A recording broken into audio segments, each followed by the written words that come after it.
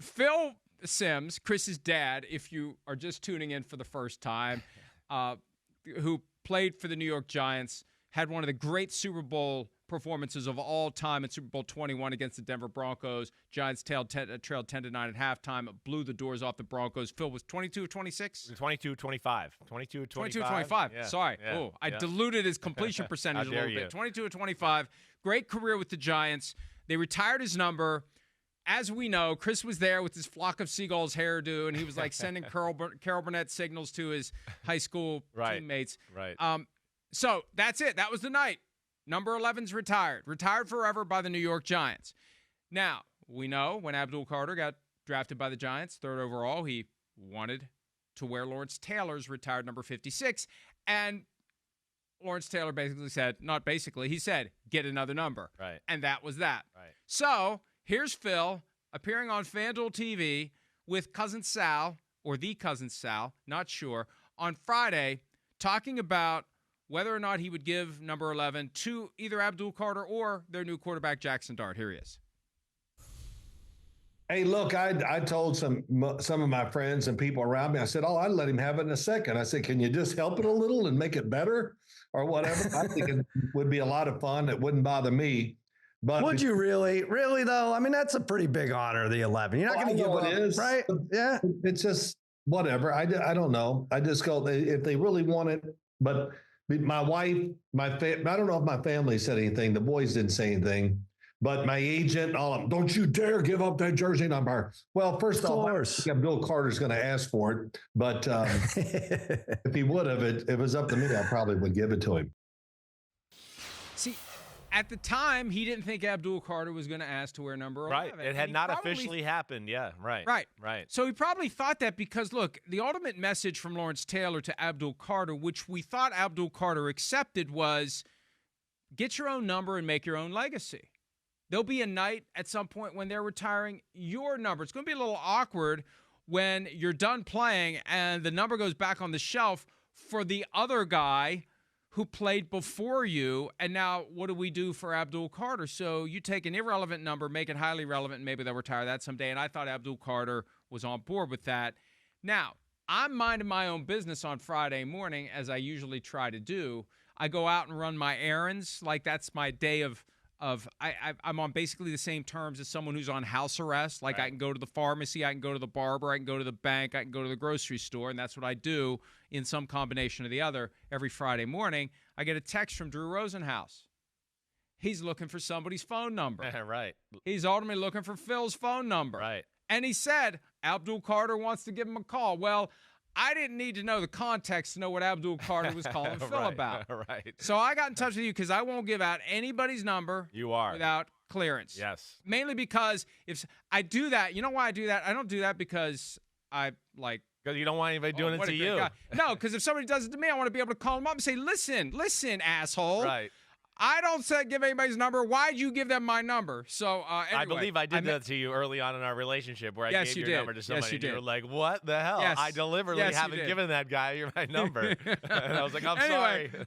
Anyway, yes, but I still, that's my practice. So you cleared it. Phil's fine with it. I passed the number along.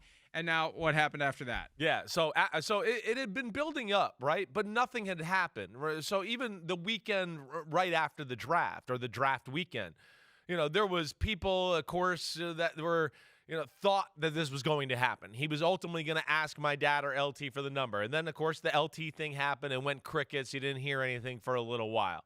My dad was still getting questions about it, being asked about it from time to time, right? He had discussed it with me a little bit throughout the last 2 weeks or whenever the draft ended there. My dad, knowing my dad, he is what you saw there on that interview.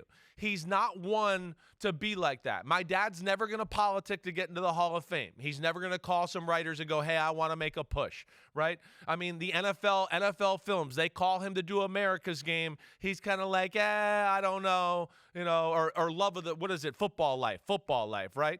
He's kind of like, hey, wait, I mean, it's a little late now. This show has been on forever. I forget about it. Don't worry about it, all right? Right? He's like, I've been like, my life's been football forever. How many episodes you got to get to? He's like, literally, my life is football, which I want to be like, you don't understand. But he's not into that. And he's not like an egomaniac that way. I know my dad. He doesn't like look at that and go, oh my gosh, that's my number. I can't give that away. But either way, as that day goes on, he talks to Drew Rosenhaus. He calls me not long after. We got on the phone. He goes, Christopher, I mean, I don't really care about this stuff that much. I think it might be cool if he wears my number. And I'm like, yeah, Dad, I'm with you. I don't really have a problem with it either. I really don't. Every time he makes a big play or does something like that, they're going to say, hey, he's wearing Phil Simms' number. It is a great honor to you in that way as well. I said that. And he's like, yeah, I think you're right. So then within that, I said, hey, the first thing you need to do is call LT. And just make sure he's okay with it, because you don't look like you're like showing him up here or something. Like, oh, LT's a jerk and didn't give him the number. But and LT said, get your own number, make your own legacy. It undermines LT's message. Exactly. So either way, I told my dad, I was like, you should check. And he's like, oh, yeah, you're right. I got to call alerts. I don't want him to get mad at me or anything like that. So he does that.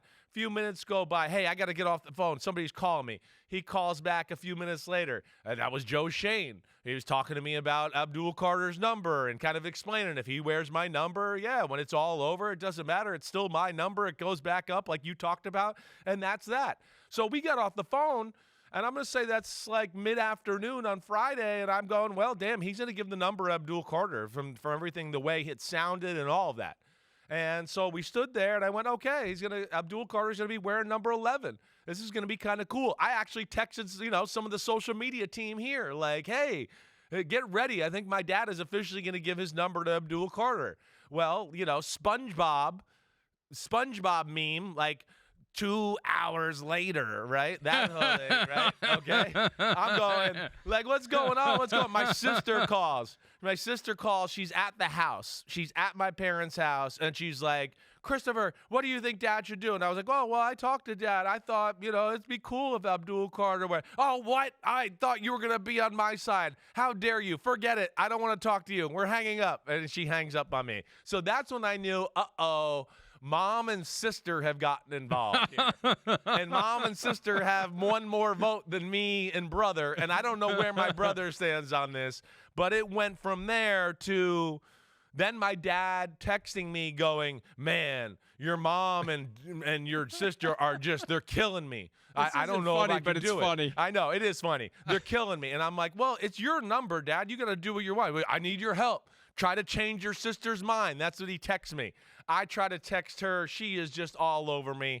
And I knew they threw a fit. I think it got to the point where literally they was like, they were shedding tears. I'm not trying to embarrass my mom or my sister, but that's how important it was to them. And then on top of that, Mike, I think the blowback off of that, and then the amount of people that came to my dad where, don't give your number up, don't do that. I think he was a little taken back by that. And ultimately, yeah, he's not going to do it. He did get outvoted by his family, specifically his daughter and his wife. But that's where it stands right now. And he's not even in the country now. He's down on vacation, so he can't even answer for himself. So I'm the one talking for him here. Well, but look, you know how I feel about retiring numbers. Yeah. I wouldn't do it. Yeah. But if you're going to do it, it can't be we're retiring it, but asterisk until someone else comes along that can make a plausible case to ask for it. And usually it comes up in the context of player who has worn a certain number with one team going to a new team. Like when Peyton Manning went to the Broncos, Frank Tripucka, number 18, had been retired for him years ago. And I remember saying, hey, Peyton, just wear a different number. Like, it's retired. Like, not that I told him personally. That was my position sitting in his chair. And Frank Tripucka's family, and I can't remember whether or not Frank Tripucka was still with us at the time, but it was okay, and they did it. And, hey, you know what? For somebody who's been forgotten, it does reintroduce the world to Frank Tripucka. Right. J.J. Watt went to Arizona, wanted to wear number 99. Number 99 had been retired. I can't remember without looking up who it was retired for. So any relevance bump that comes from that, it doesn't last indefinitely. I didn't like that. There was talk at one point of Russell Wilson going to the Bears. Well, he ain't going to be wearing number 3 on the Bears because that number's retired for like Bronco Nagurski or something like that. I think it is. It's Bronco Nagurski. I just and so this is like a rare occasion where a rookie comes in and wants to wear a number. At some point, the team's got to get involved, but I think the team's fine with it because Malik Neighbors is wearing a different Neighbors, or a different neighbor is wearing a different number.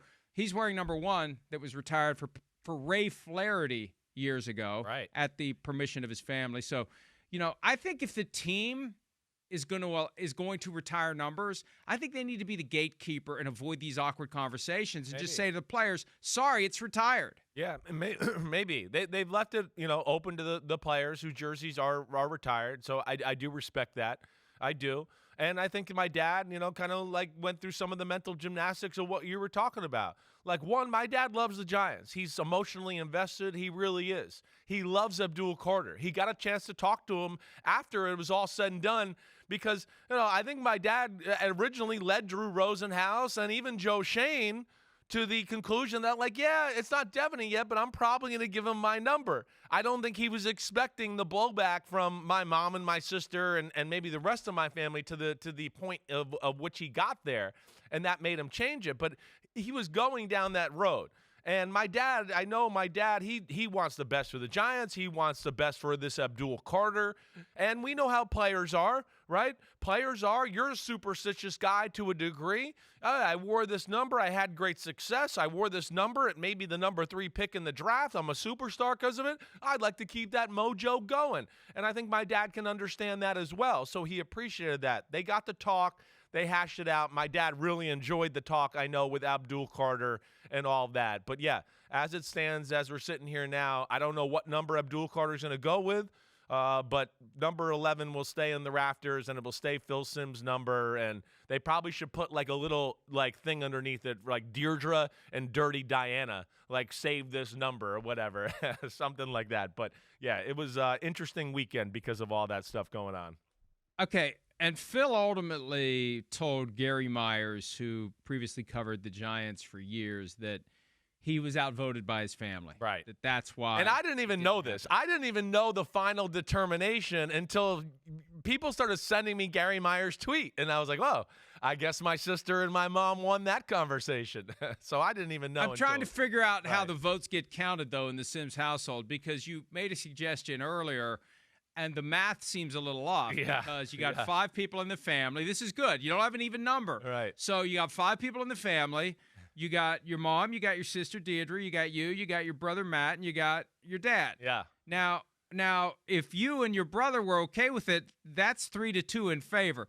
How is it that that your mom and your sister have acquired greater voting rights than one? Yeah, well, because he knows the wrath of not listening to them and how long that can go, especially with my sister. My sister is ruthless, like ruthless. My sister's the kind of girl, all right, and she's all love. She loves football. She loves the Giants, too. If you go to the Giants game with her and she sees somebody with like an Eli Manning jersey on, she'll go, why are you wearing that? Why wouldn't you get a Phil Simms jersey, right? She's she's one of them. She really is. She's diehard to my dad.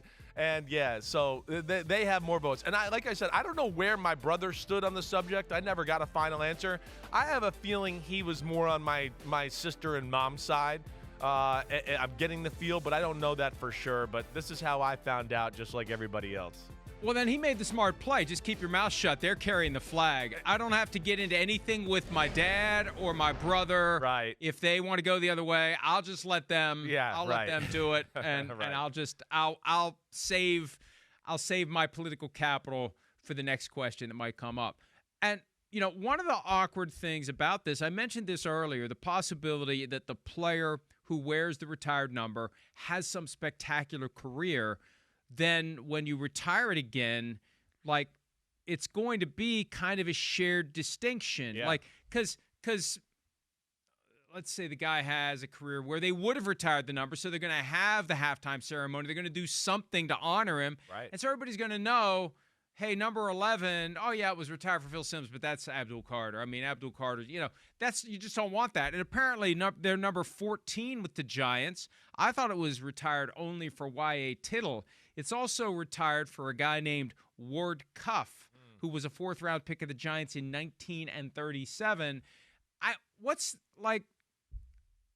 Just don't retire the numbers. If you can't do it, 1 per person, and if you, the organization, New York Giants, aren't willing to tell your incoming rookies, no, don't ask. Don't even ask.